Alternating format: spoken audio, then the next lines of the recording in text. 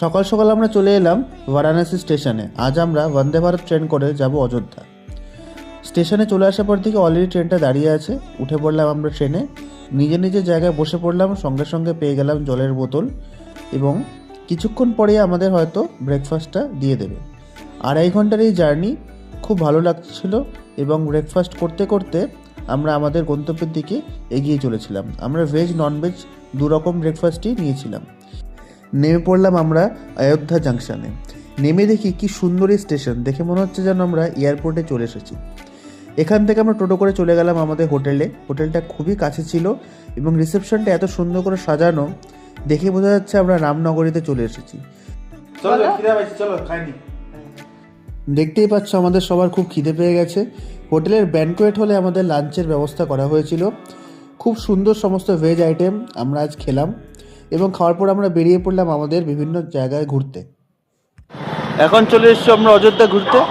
প্রথম হচ্ছে রামকি পেড়ি, তারপর আজকে লতা চক যাব, তারপর সরজুঘাটে সন্ধ্যা আরতি দেখবো।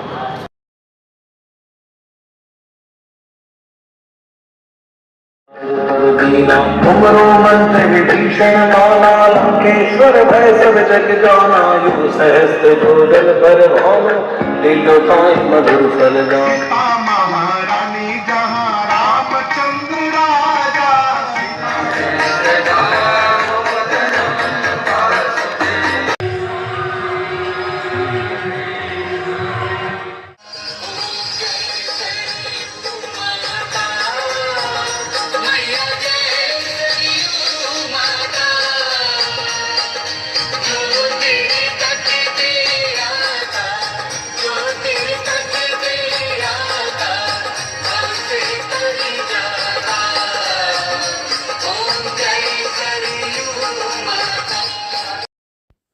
এই আরতি দেখে আমরা সবাই খুবই মুগ্ধ হয়ে গেলাম এবং সময় কী করে কেটে যাচ্ছিল আমরা কিছুতেই বুঝতে পারছিলাম না।